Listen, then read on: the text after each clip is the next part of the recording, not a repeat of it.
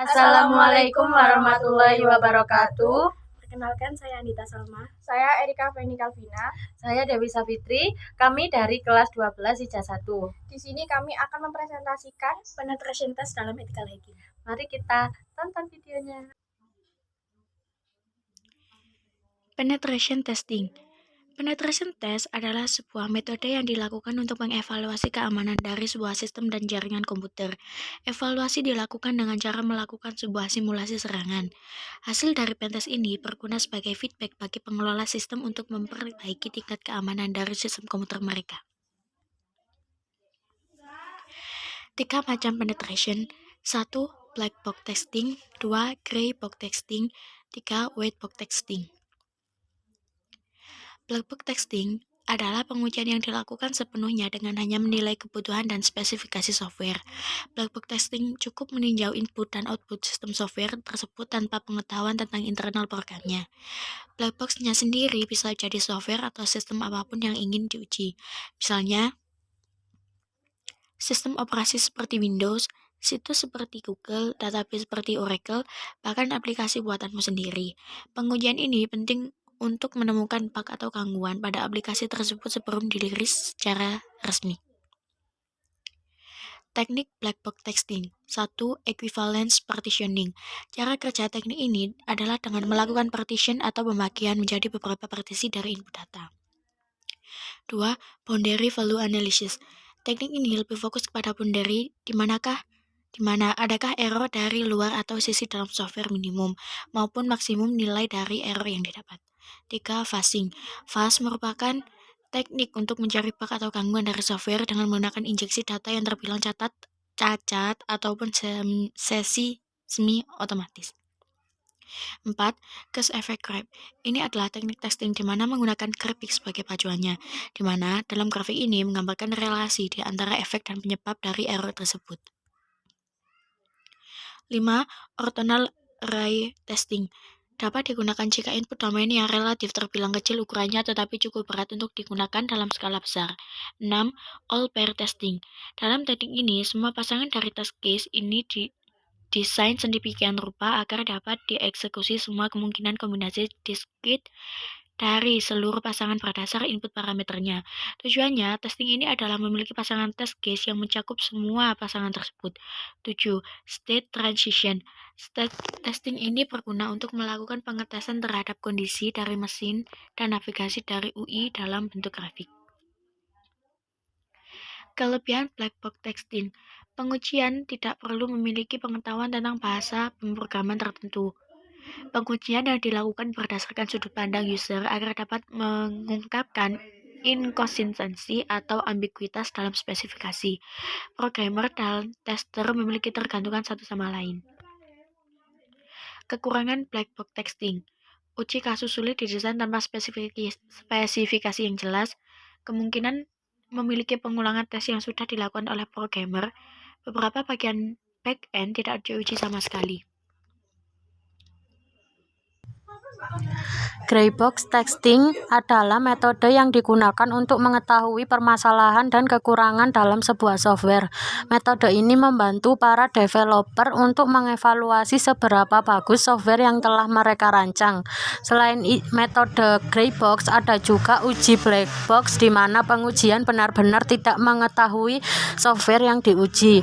Pengujian dengan metode gray box dianggap lebih efektif untuk mengevaluasi aplikasi web dan untuk melakukan integration testing.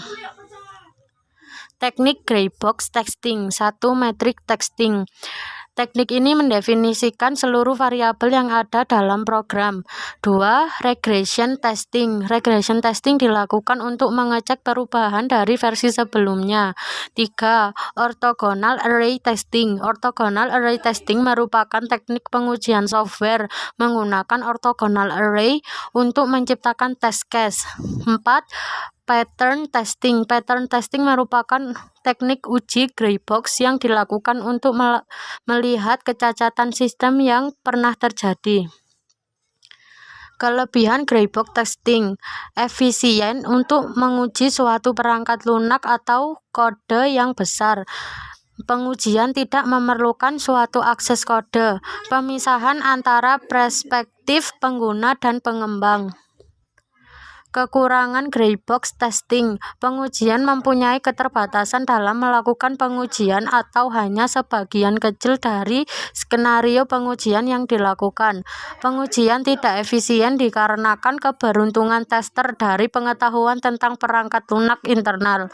Bila pada spesifikasi program yang dibuat kurang jelas dan ringkas, maka akan sulit membuat dokumentasi setepat mungkin. White box testing.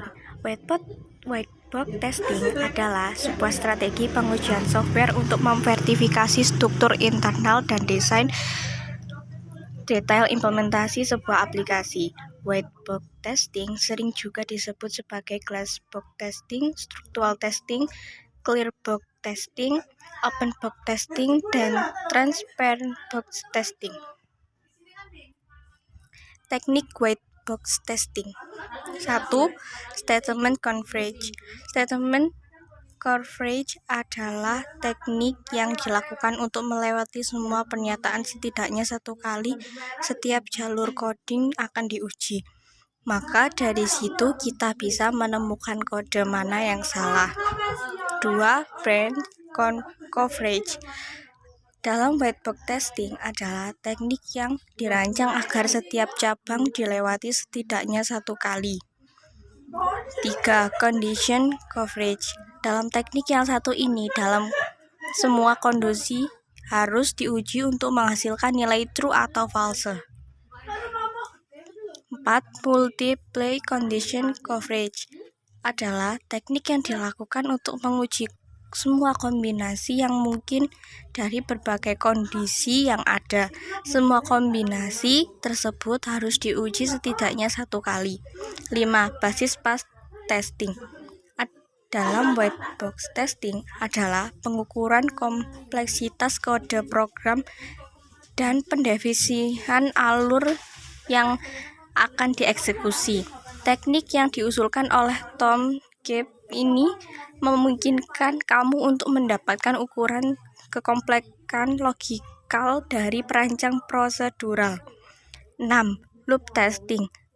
Loop adalah hal mendasar bagi banyak algoritma. Oleh karena itu, teknik yang satu ini tidak boleh terlewatkan. Dalam loop testing, kita akan menguji berbagai loop seperti while, for, dan do while. Kelebihan white box testing. 1. Lebih berhati-hati dalam implementasi software. 2. Menemukan kesalahan dalam sebuah kode yang sebelumnya tidak terlihat. 3. Semua kode dan struktur software ikut diuji. 4. Bisa dilakukan sebelum software diluncurkan karena tidak memerlukan user interface. Kekurangan white box testing.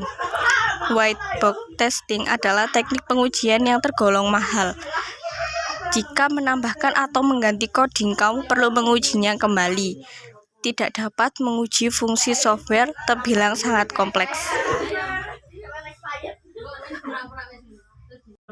Sekian, terima kasih, semoga bermanfaat, dan bila ada salah kata kami mohon maaf. Wassalamualaikum warahmatullahi wabarakatuh.